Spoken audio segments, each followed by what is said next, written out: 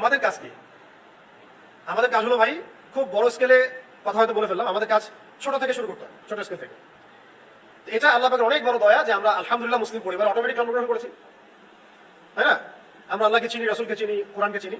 আমাদের মূল প্রবলেম হচ্ছে আমাদের হৃদয়ের মধ্যে মরিচা পড়ছে, আমাদের কলবগুলোর মধ্যে কি পড়েছে? মরিচা পড়েছে। এই মরিচাকে দূর করা, ইমানের শক্তিকে রিচার্জ করা, বাড়ানো, এবং একটা লক্ষ্য ফিক্স করে সামনের দিকে হাঁটা।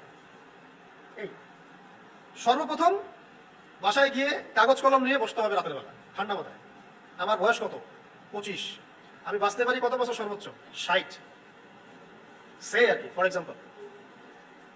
আমি কি বুঝাতে পারতেছি? আমার বয়স কত? ধরেন 25 বা 30। হাইয়েস্ট কত বছর বাঁচতে পারেন আপনি? 60, 70, 80 ইত্যাদি। বাঁচে কতটুকু? এতটুকু। বিগত জীবনে কত বছর চলে গেছে? এত বছর। বিগত জীবনের হিসাবটা আগে করবেন। বিগত জীবনের মধ্যে আমি কোন কোন কোন কোন বড় পাপগুলো করেছি? কত ওয়াক্তের নামাজ পড়ি নাই? কোন কোন ক্ষেত্রে যাকাত দেই নাই, রোজা রাখি নাই? ক্যালকুলেট করে খাস তওবা, ইস্তেগফার, এবং পসিবল হলে হিসাব করে করে নামাজ রোজা আদায় করা। হিসাব করে করে চেষ্টা করা, শুরু তো করা, চেষ্টা করা।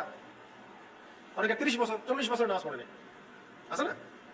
এরপরে আমি আসি কোথায়? এই জায়গায় আমার যদি আমার জীবন, আল্লাহ চাইলে যদি আমার জীবন 60 বছর 70 বছরে শেষ হয়ে যায়, তাহলে আমি কত বছর হায়াত পাবো? এটা একটা ক্যালকুলেশন, অ্যাপ্রক্সিমেট ক্যালকুলেশন।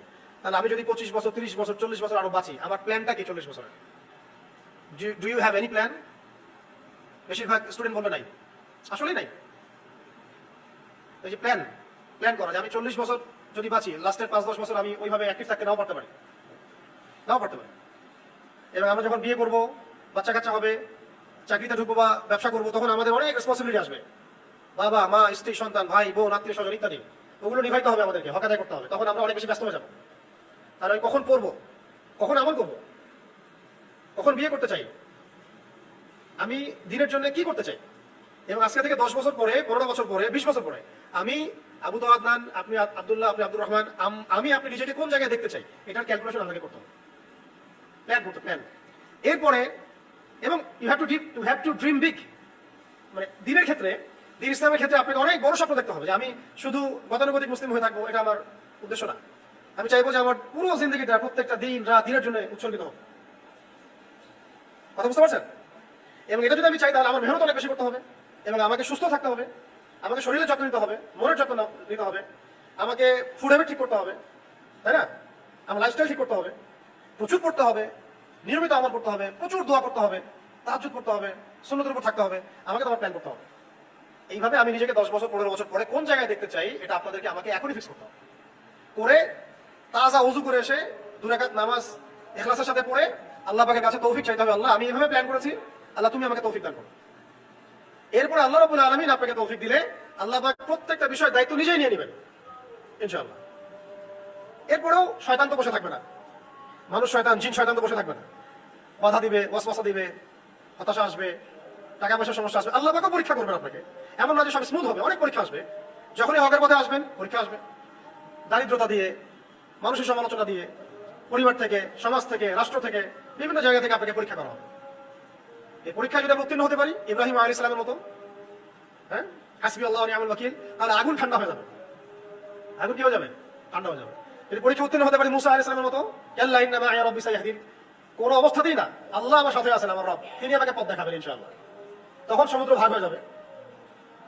পরীক্ষা উত্তীর্ণ হতে পারি মুহাম্মদ সাল্লাল্লাহু আলাইহি ওয়াসাল্লামের মতো, বদরের যুদ্ধ হবে, সামনে অনেক ফোর্স, আমরা 313। সাহাবায়ে কেরাম বলছেন, ইয়া রাসূলুল্লাহ, আপনি আমাদেরকে আদেশ করলে আমরা আপনার সাথে উত্তাল সমুদ্রে ঝাঁপ দিতে পারি, ব্যাস চলো, আমরা যুদ্ধ হবে। গুহার মধ্যে তিনি আছেন আবু বকর রাদিয়াল্লাহু আনহুর সাথে, উপরে কাফেররা দেখে ফেললো অবস্থা। তিনি বলছেন, লা তাহজানিন আল্লাহু মা'ানা, চিন্তা করো না, আল্লাহ আমাদের সাথে আছে। এইভাবে উত্তীর্ণ হতে পারলে ওই যে 60 বছর পরে, 70 বছর পরে আমি নিজেকে যেখানে দেখতে চাচ্ছি, ওই গন্তব্য আল্লাহ পাক হাসিল করাই দিবেন ইনশাআল্লাহ।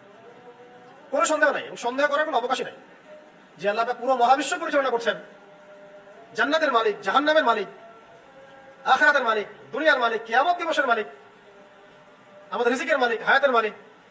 মহাবিশ্বে এত এত গ্রহ নক্ষত্র, এত এত গ্যালাক্সি, যার কোনো সীমাই নাই। এত বড় পরিসরে আল্লাহ পাক যেভাবে নিপুণ ভাবে তার সৃষ্টিকে পরিচালনা করছেন, সেই আল্লাহ পাক, আমি একটা ইন্ডিভিজুয়াল ব্যক্তি, আমার জীবনের লক্ষ্যগুলো আল্লাহ পাক অর্জন করাতে পারেন না, এটা তো হইতেই পারে না। আমাদের কাজ আল্লাহ পাকের সাথে সম্পর্ক গাঢ় করা, আল্লাহ পাকের সাথে সম্পর্ক গাঢ় করা। সেটার জন্য যা যা করার তাই তাই করতে হবে। পড়াশোনা, নামাজ, ইবাদত, বন্দেগী, নফল রোজা, হজ, উমরা, যাকাত, সাদাকা, যত আমলের মাধ্যমে, দোয়ার মাধ্যমে, তওবার মাধ্যমে, ইস্তিগফারের মাধ্যমে, মুজাহাদার মাধ্যমে, দাওয়াতের মাধ্যমে, তাবলীগের মাধ্যমে, দ্বীনের খিদমতের মাধ্যমে এবং নিয়াত রাখা যে জিহাদের সুযোগ আসলে জিহাদের মাধ্যমেও প্রয়োজনে নিজের জান মাল বিসর্জন দিয়ে হলেও আমাকে আল্লাহর সামনে প্রমাণ করতে হবে যে হ্যাঁ আমি আল্লাহর বান্দা। বাস এটাই আমাদের কাজ। আল্লাহ পাক আমাদের সবাইকে আমাদের এই কাজগুলো আঞ্জাম দেওয়ার তৌফিক দান করেন। খাস করে আমি যা বললাম তার উপরে আল্লাহ পাক আমাকে সবার আগে আমল করার তৌফিক দান করেন এবং যারা যারা আলোচনা শুনেছেন এবং শুনবেন সবাইকে আল্লাহ পাক আমল করার তৌফিক দান করেন। খাস করে আমাদের তরুণ ভাই এবং তরুণী বোনদেরকে আল্লাহ পাক যেন দিনের জন্য কবুল করেন। আগামী বাংলাদেশের ফিউচার আপনাদের উপর ডিপেন্ড করতেছে। ডিপেন্ড করতেছে মানে অনেকাংশে ডিপেন্ড করতেছে। ফলাফল কার হাতে? আমরা যদি ইনসাফ করি আমাদের হাতে বিজয় আসবে। ইনসাফ না করতে পারি আল্লাহর সাথে, বিজয় তো বহুত দূরের কথা, কাফেরদের একটা মাইলও আমাদের গর্দান মিস করবে না, এটা জেনে রাখেন। আমরা যদি ঠিক না হয়ে যাই, ভালো না হয়ে যাই, লাইনে না আসি, কাফেরদের একটা মাইলও মাটিতে পড়বে না। তারা প্রস্তুত, তারা প্রিপেয়ার্ড। আমরা কি প্রস্তুত? আমরা অনেকাংশেই প্রস্তুত না। আল্লাহ পাক আমরা সবাইকে প্রস্তুতি গ্রহণ করার তৌফিক দান করেন।